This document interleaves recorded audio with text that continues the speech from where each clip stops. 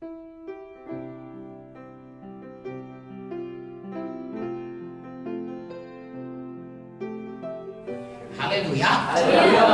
Nah, jadi dalam hal ini kita melihat bahwasanya kalau kita menerima Yesus, kalau kita selamat, kalau kita lahir baru, seperti KKR semalam. Ya, orang-orang berkata Yesus Tuhan, kemudian sembuh. Ya, kalau ada yang terikat narkoba, bebas, saudaraku. Saya melihat banyak orang yang tadinya narkobaan, sekarang sudah jadi hamba Tuhan. Ya, yang tadinya dia adalah keluar masuk penjara, ya, sekarang dia sudah jadi hamba Tuhan. Tadi yang preman di jalanan sudah dipakai Tuhan sampai kemana-mana. Mengapa? Tuhan mengubahkan hidup. Tuhan memulihkan hidup kita.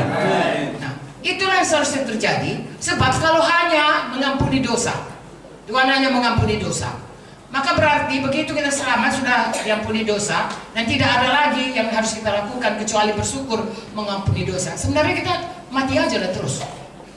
Karena begitu sudah selamat, sudah diampuni dosa. Tapi kenapa kita masih dibiarkan Tuhan ada di dunia ini? Tentunya ada maksud Tuhan. Apalagi di dunia ini bukannya enak kali ya kan, kalau dilihat cerita dari kita lebih enak di sorga kan. Kenapa kita tidak begitu selamat langsung dipanggil Tuhan, cuk, kan bisa dibuat Tuhan, mati kita dapat sorga? Karena ada maksud Tuhan dalam hidup kita, ada rencana Tuhan, dan itulah yang harus kita temukan dan harus kita kejar dan harus kita penuhi. Kalau tidak, saudaraku, sayang. Ya, 70 tahun, 80 tahun Tuhan berkata kepada manusia, ya, kalau bisa lebih lagi, saudaraku, ada yang sebelum itu, tapi seberapapun itu, apalagi kalau Tuhan Yesus datang, kita bertanggung jawab untuk memakai hidup kita, menyampaikan maksud Tuhan bagi kita, pribadi lepas pribadi. Amin. Haleluya. Secara keseluruhan, kita sebagai gereja Tuhan ada rencana Tuhan. Secara pribadi pun ada rencana Tuhan. Secara keluarga pun ada rencana Tuhan. Dan untuk itu, sebelum kita menemukan itu, saudaraku, janganlah berhenti di distraksi seperti halnya Hawa ini dengan keinginan-keinginannya, sehingga dia lupa apa sebenarnya rencana Tuhan dalam hidupnya. Rencana Tuhan dalam hidupnya adalah untuk hidup kekal bersama Tuhan, tetapi dalam kepatuhan mutlak. Tapi dia lupa itu, lalu dia dengarkan. Kita pun sekarang ini bisa begitu.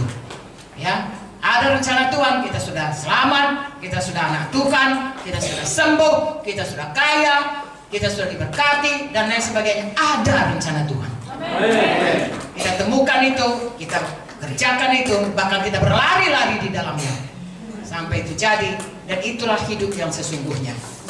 Haleluya. Nah, saudaraku, pujilah Tuhan.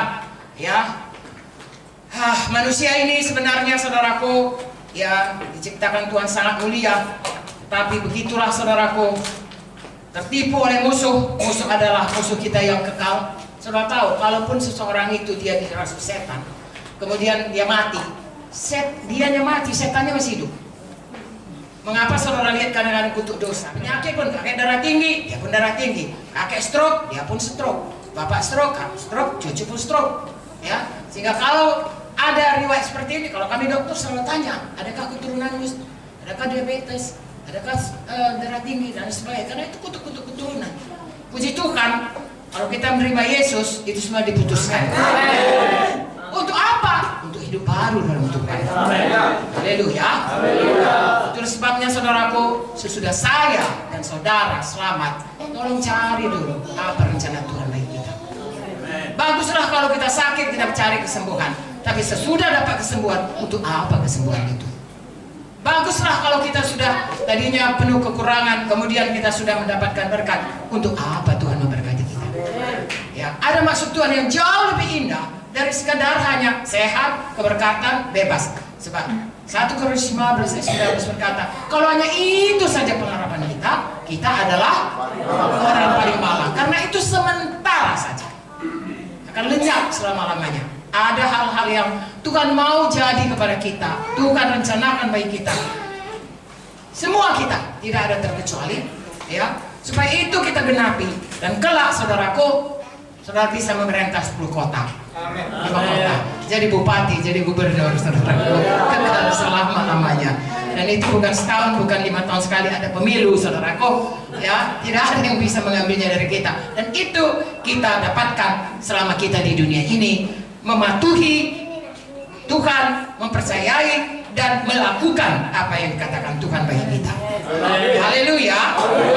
Jadi saya dan saudara, sekarang ini saya akan sampaikan ini secara umum, bahwasanya seumur hidup kita harus menyangkal diri. Menyangkal diri untuk bisa mengikut Tuhan dengan sungguh-sungguh. Hukum pertama, mengasihi Tuhan dengan segenap hati, segenap jiwa, segenap akal budi, segenap kuat kita, dan mengasihi sesama. Mudah mengatakannya, nggak sampai 1 menit. Melakukannya seumur hidup.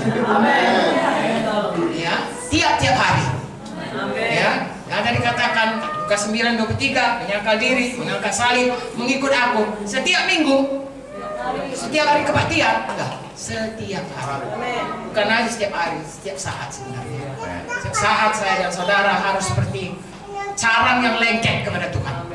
Supaya bisa semua zat-zat dari Tuhan itu mengalir kepada kita, kebenarannya, kasihnya, kuasanya, kehidupannya, ya, ke seluruh kodratnya Tuhan itu bisa mengalir kepada kita, dan dari situlah kita bisa mengeluarkan buah. Haleluya. Buah hidup yang berubah dan buah jiwa-jiwa yang dapat kita menangkan bagi Tuhan. Bagi saudara hamba-hamba Tuhan tentunya ini sangat menggairahkan.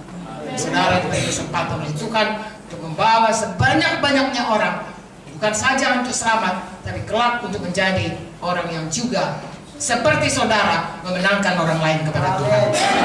Haleluya. Jadi saudaraku, kalau saudara baca Yakobus 1, ada hikmat dari Tuhan, ada hikmat dari dunia. Kalau hikmat dari dunia ini saudaraku, maka kita akan jatuh kepada dosa. Supaya kita mengerti, dan kapan kita mengerti, kita tidak bisa ditipu setan. Kalau kita tidak mengerti, setan itu licik sekali. Nah saudaraku, maksud saya, mari kita kenal tipu daya setan, jangan kita mau ditipunya. Kita kenal saudaraku jalan Tuhan, dan kita tahu tipu dayanya, kita ikut jalan Tuhan.